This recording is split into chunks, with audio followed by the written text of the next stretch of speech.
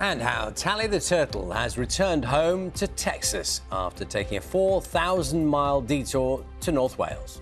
Big journey for a small turtle, because one of the world's rarest turtles is settling into her new home. She was found washed up, freezing cold, on a beach in North Wales. Tally, as she's become known, is thought to have been swept 4,000 miles across the Atlantic by strong currents. And now she is back in warmer climes after a major rescue operation, which actually involved the RAF.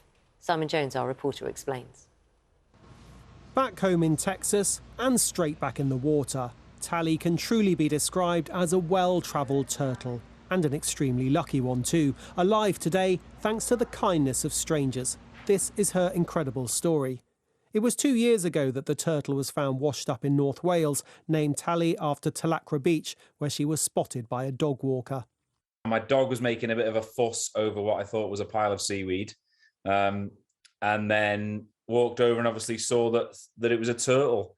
Initially thought that it was dead, unfortunately, but still thought it's a bit weird for a turtle to be in Wales on Talacre beach. I don't see many turtles walking the dog usually. The experts at Anglesey Sea Zoo were called in to try to nurse Tally back to health, but there was no guarantee she would survive. She'd normally live in water temperatures of 24 degrees, so the 8 degrees of the sea off Wales meant her body had started shutting down. But day by day, she grew stronger, she got her appetite back. Eventually, it was determined she was well enough to go home. Tally is a Kemp's ridley turtle, a critically endangered species mainly found in the Gulf of Mexico. But young turtles can sometimes be swept across the Atlantic by the Gulf Stream. That's how Tally ended up on the beach in Talacre. But her 4,000-mile journey home all the way to Texas was a military operation. The RAF helped transfer Tally from Anglesey to Heathrow for her onward flight.